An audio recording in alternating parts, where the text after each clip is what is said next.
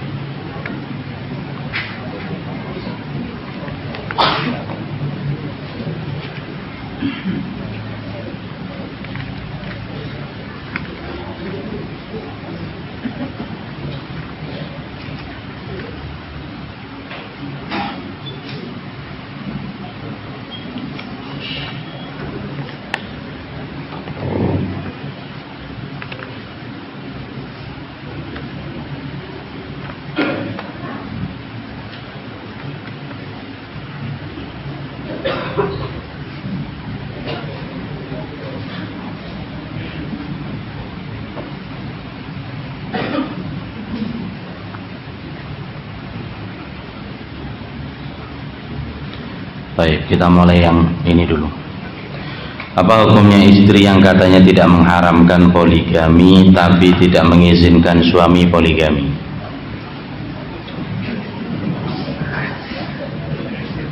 Dengan dalil belum siap. Lainnya lagi ada 3 pertanyaan dengan topik yang sama. Ini biar untuk Ustaz Saiful Bahri.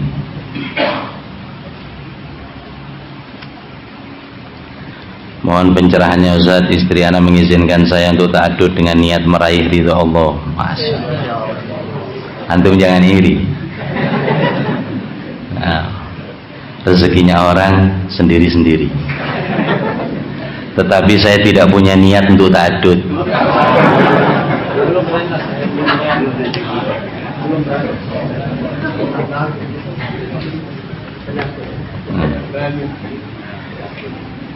Ini soal penggembosan ini. Apakah saya termasuk orang yang menghalangi niat baik istri ana? Ya kan antum jengkel ini pertanyaan ini. Kenapa pertanyaan ini bukan saya yang dapat Ustaz? Satu lagi, bagaimana kiat-kiat berpoligami? Ustaz, ada pertanyaan, apa kiat-kiat untuk melakukan ta'adud? Ada apa antum ini?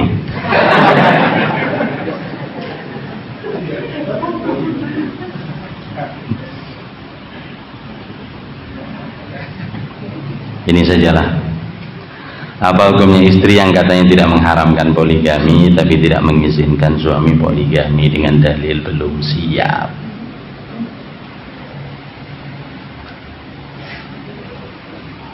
Jawabannya singkat atau panjang? Saya ikhwan, kita perlu dibedakan menolak rafdun tabai dengan rafdun syar'i. Menolak karena naluri, hukumnya boleh.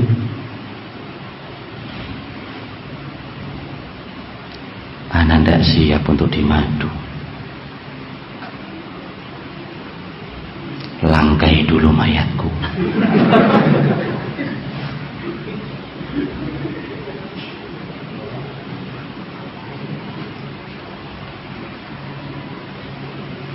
Lebih baik suamiku wafat, saya menjadi janda, daripada dia berpoligami yang akhirnya saya mendoakan kejelekan kepada dia. Macam-macam. Maka menolak karena alami perasaan yang dimiliki oleh wanita. Dan ini yang memenangkan hati mereka, selalu diukur dengan perasaan. Di sini wanita. Nah, kemudian yang kedua, rafdun syar'i, dia menolak hukum syariat. Ini yang dilarang. Bahkan dihukumi apa? Kekufuran. Menyatakan bahwasanya tidak ta'adud itu afdol, tidak boleh. atau sampai mengatakan bahwasanya ta'addud syariat yang tidak pantas pada zaman ini, mendolimi wanita, poligami tidak tepat. Syekh bin Baz ketika ditanya, beliau mengatakan man kariha ta'addud az-zawjat fa innaha kufrun wa riddah, kemurtadan, kekufuran. Kemudian menyebutkan firman Allah Subhanahu wa taala yang terdapat dalam surat Muhammad, dzalika bi annahum karihu ma anzalallah apa fa ahbata a'malahum, karena mereka benci kepada apa yang Allah Subhanahu wa taala turunkan, lenyap amal perbuatan mereka, dihilangkan amal yang sudah mereka jalani. Berarti kedudukannya sama saja. Dia mengatakan tidak sholat itu lebih baik, tidak mengeluarkan zakat itu lebih bagus, sama. Karena semuanya ini apa? Hukum Allah. Dan kita harus yakini, waman ahsanu minallahi hukma. Gak ada hukum yang lebih baik daripada hukumnya Allah. Hukumnya Allah terbaik, hukumnya Allah pasti solusi bagi manusia. Hukumnya Allah sekian ada maslahat. Kadang kita tahu, kadang kita nggak tahu.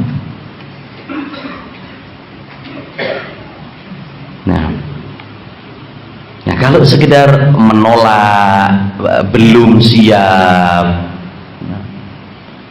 ya suami harus pengertian.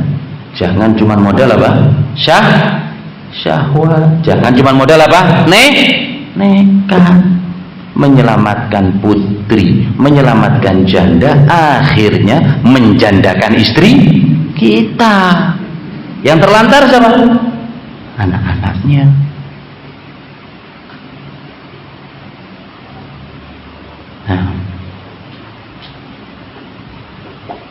Nah, kalau suami menikah, qadarullah ma syaa, istri sabar. Nah, apa yang kita harapkan di dunia?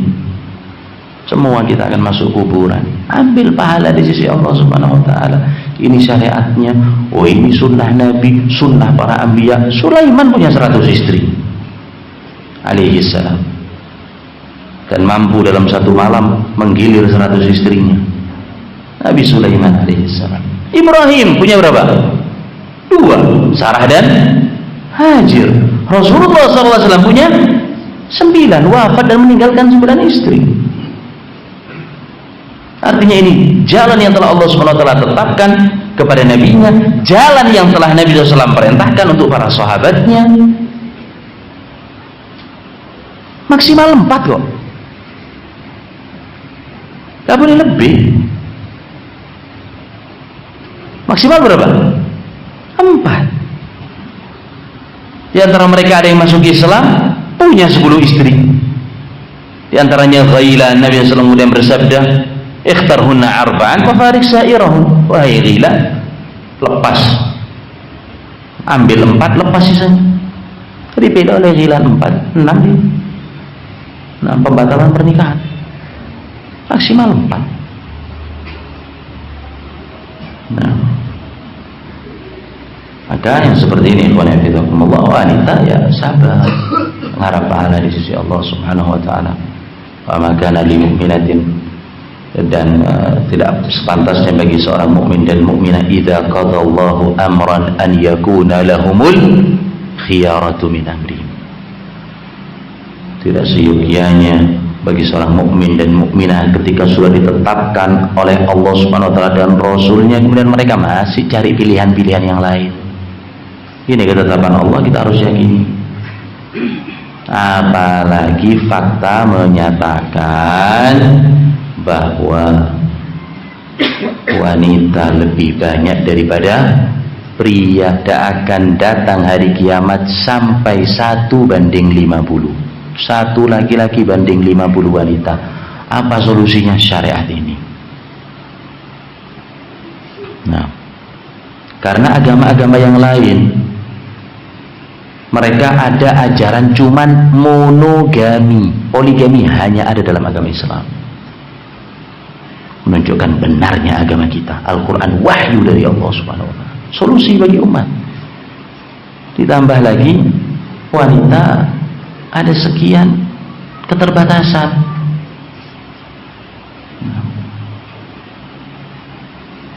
Suami terkadang punya libido yang tinggi. Mungkin di antara kita ada yang, kalau kita kasih contoh, sepeda motor belum distarter sudah hidup mesinnya. Ada jinnya berarti ya.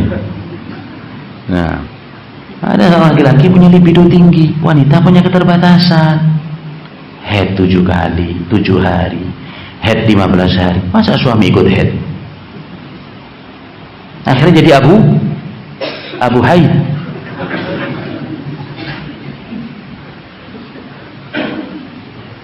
Ini solusi dalam Islam. Nah, ditambah lagi kondisi yang ada saat ini, banyak wanita yang siap untuk menikah, lakinya yang nggak siap. Nah, terus kemana mereka ini? Nah, kasihani saudari-saudarimu.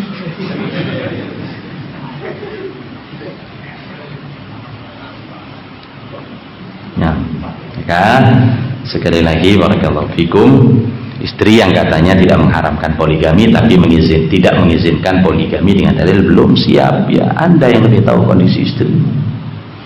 Seorang wanita menolak karena dia nggak sanggup, dia nggak kuat, tidak akan mampu. Anda yang lebih tahu bagaimana karakter istrimu. Nabi SAW melarang Ali bin Abi Thalib untuk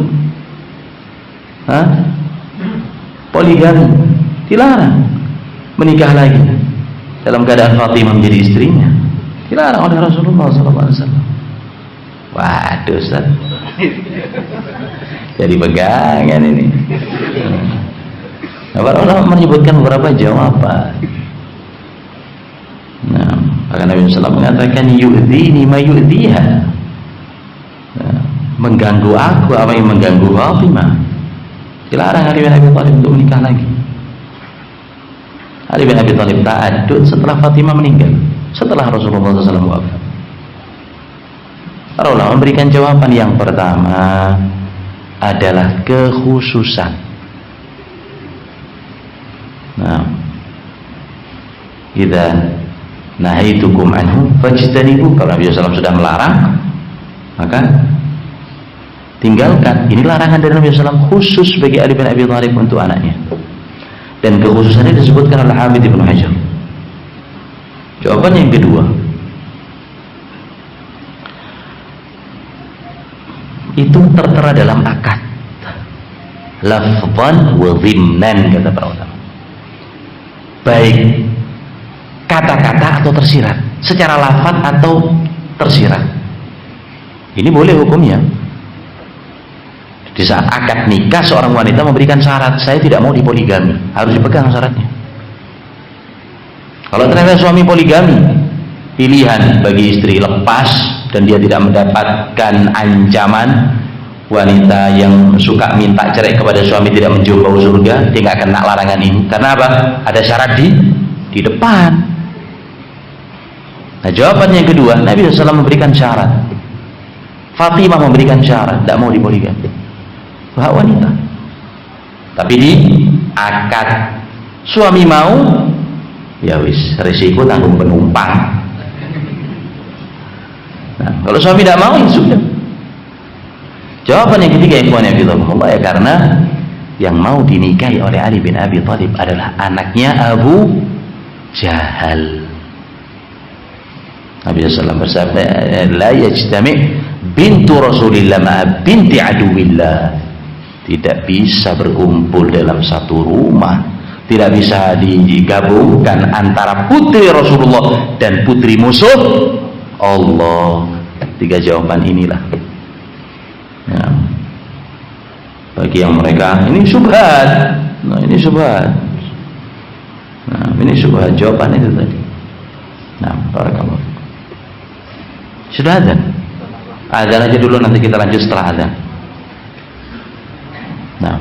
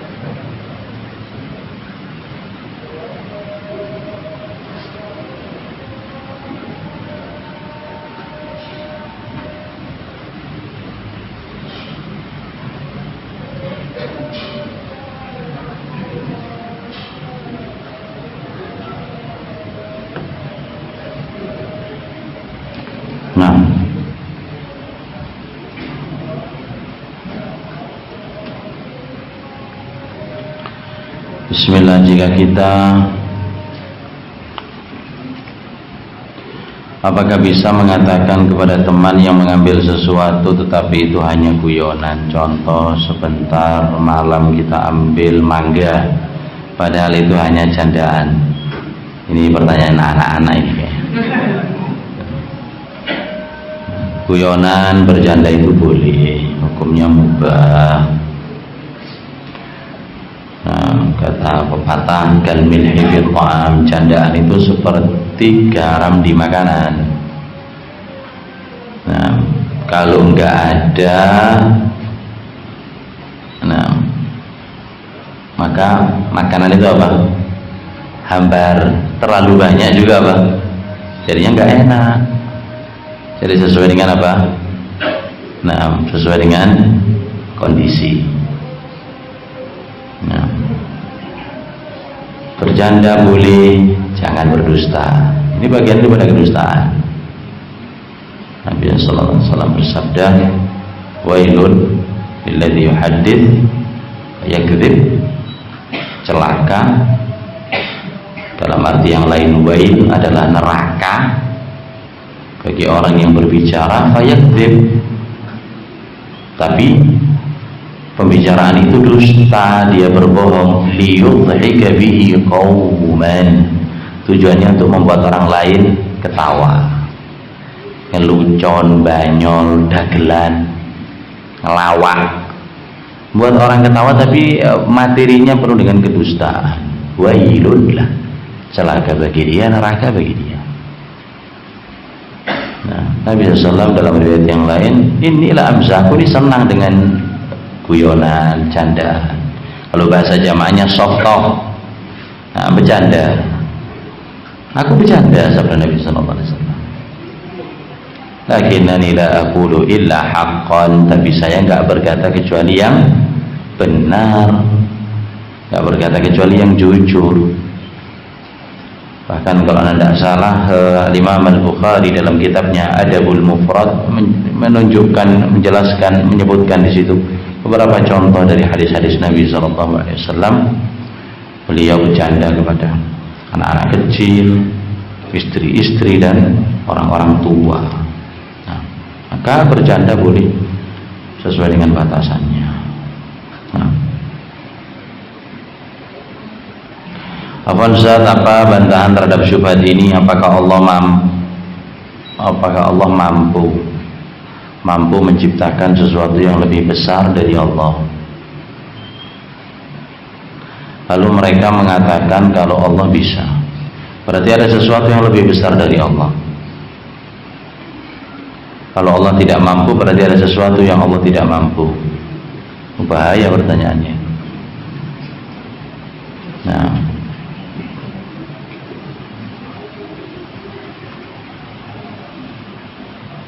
maka ini was-was, talbisan, harus dijauhi dari benak kita yang seperti ini. Jangan diteruskan.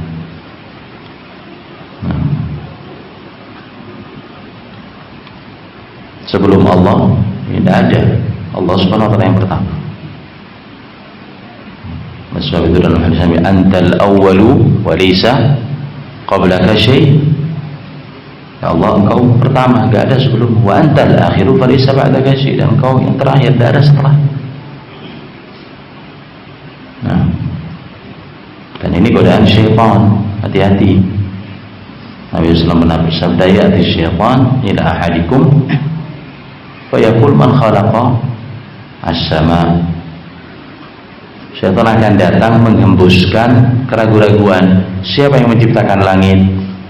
Dia mengatakan Allah. Man khalaqal ardh, siapa yang menciptakan bumi? Dia mengatakan Allah. Man khalaqallah, terus siapa yang menciptakan Allah?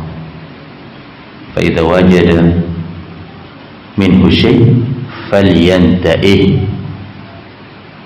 Kalau ada yang merasakan seperti ini, putus, potong, gak usah digubris, lepas dari benak kita. Dalam riwayat yang lain, falyaqul amantu billah. Dalam riwayat yang lain, Nabi memerintahkan kita kalau ada was-was yang seperti ini, langsung cepat menjawab amantu billah, aku beriman kepada Allah Subhanahu wa taala. Kalau di dalam sholat, meludah ke sebelah kiri sebanyak 3 kali dan beristi'adzah, minta perlindungan kepada Allah Subhanahu wa taala dari gangguan syaitan. Nah, meludah ringan ya, bukan kemudian meludah ke kaki. Bisa ribut antum.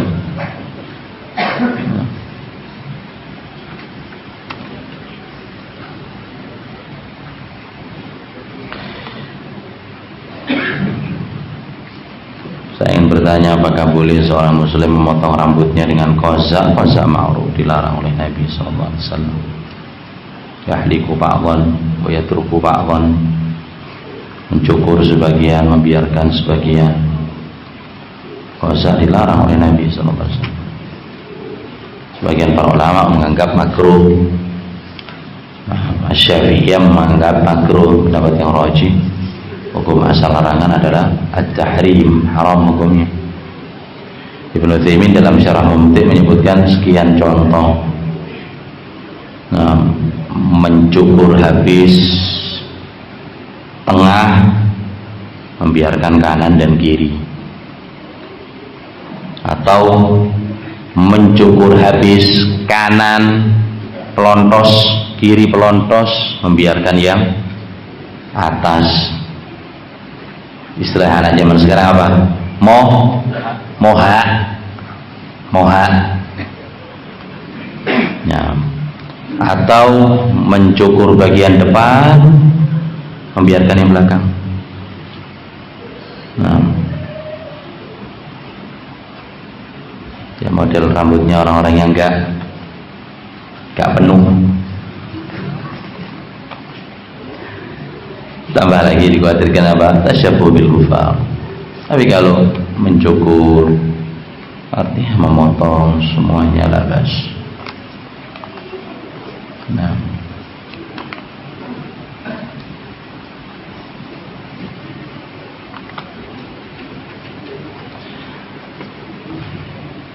apakah bisa mengganti mahar yang telah dijual setelah mampu? Apakah bisa mengganti mahar yang telah dijual setelah mampu? Siapa yang jual? Suaminya. Untuk jangan-jangan dan jangan-jangan. Yang kedua, apakah mahar bisa dirubah untuk menambah nilai? Tadinya 1 gram, setelah mampu diperbagus dan ditambah menjadi 5 gram. Nah, mahar kewajiban yang diberikan suami kepada istri, dan itu hak mutlak bagi istri. Gak boleh yang lain untuk otak-atik. Wa atun nisaa shaduqatihinna nihlah. Berikan kepada wanita hak maharnya. Maka mahar adalah hak mutlak seorang perempuan. Kalau suami mau jual ya minta izin, jatuhnya hutang, harus dikembalikan. Nah ini hak wajib milik istrinya, kecuali istri apa? Merelakan dan memberitahukan untuk suami. Yang kedua, untuk menambah tadi 1 gram menuju ke 5 gram, bagus, istrimu senang. Innallaha la yudhi'u ajral muhsinin. Allah Subhanahu wa taala tidak akan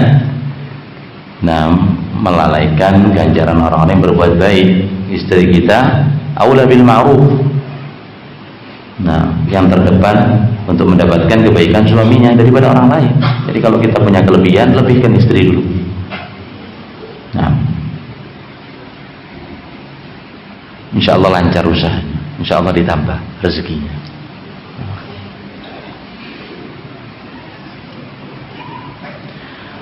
Malangnya para pengemis cinta, aneh-aneh pertanyaannya, Ikhwan Aduh. Yang menyebutkan ada syair di sini, hakku yurahi laman mawadda fi raghbin man yalazan nasi adlama.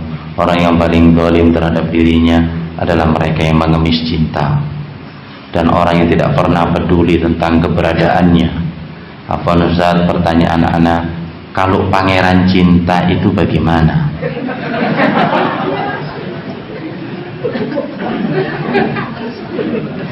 Ya, ini kayaknya sering buka TikTok ini. Nah, boleh seorang suami, wajar suami mengharapkan apa? Cintanya istri. Istri mengharapkan apa? Cintanya suami. Nah, bagian daripada apa? Isra bil ma'ruf. Nah, Aisyah saja tidak akan pernah lupa. Nah, karena Nabi sallallahu alaihi wasallam kuntu adhafahi, bahwasanya Aisyah minum di 1 gelas yang diberikan oleh Nabi sallallahu alaihi wasallam, fa wada'a fahu fi mawdi' fiyya. Setelah aku minum, Nabi sallallahu alaihi wasallam meletakkan bibirnya di tempat aku meletakkan bibirku di gelas itu. Nah, ditanda oleh Nabi SAW. Aisyah minum, bekas bibir letak bekas bibir nampak pada gelas itu, di tempat itu pula Nabi SAW minum. Diingat oleh Aisyah. Nah, artinya apa? Nah, rumah tangga butuh romantis sebagai bumbu, sebagai apa? Penyedap dalam rumah tangga, walaupun tidak segala-galanya.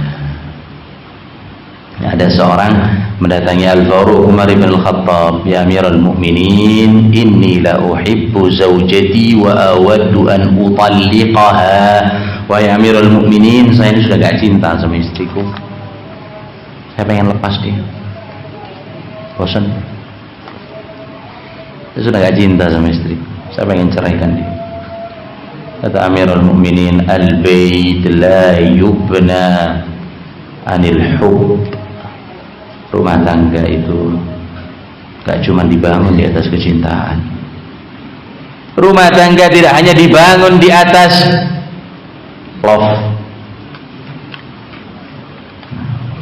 Rumah tangga itu butuh tanggung jawab.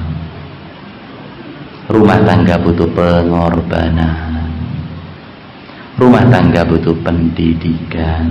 Rumah tangga butuh kesabaran. Bahkan Ibnu Qayyim rahimahullah menyebutkan, Ibnu Jauzi rahimahullah dalam kitabnya Saidul Khatir, satu bab satu judul, sikap seorang suami ketika sudah tidak cinta kepada istrinya, dan menukilkan asar dari para salaf. Mereka tidak cinta sama istrinya, tapi tetap sabar melanjutkan hubungan suami istri sampai istrinya wafat. Ya, rumah tangga apa?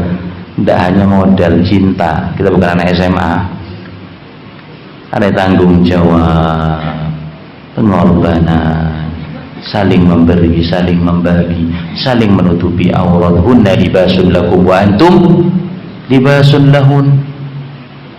Istri pakaian bagi suami, suami juga pakaian bagi istri. Apa maknanya pakaian?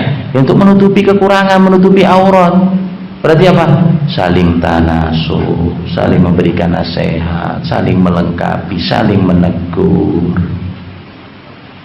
Nah, sebab itu Nabi SAW bersabda, la yafruq mu'minun mu'minah, jangan seorang mukmin ini membenci kepada istrinya. In kariha minha khuluqan radiya minha al-akhar. Kalau ada perangai yang enggak disukai oleh suami, pasti di sana ada sifat-sifat lain yang dia senangi. Maka seorang suami harus sportif. Jangan melihat istri dari sudut pandang apa? Negatif saja. Diingat-ingat sekian banyak kebaikan dia. Nah, apalagi pangeran cinta, ya harus sabar. Harus apa? Sabar dengan kekurangan istrinya. Tapi ini mungkin yang terakhir, jika kita dizalimi oleh, ini mungkin diserahkan ke Ustadz Saiful Bahri. Bu, poligami lagi.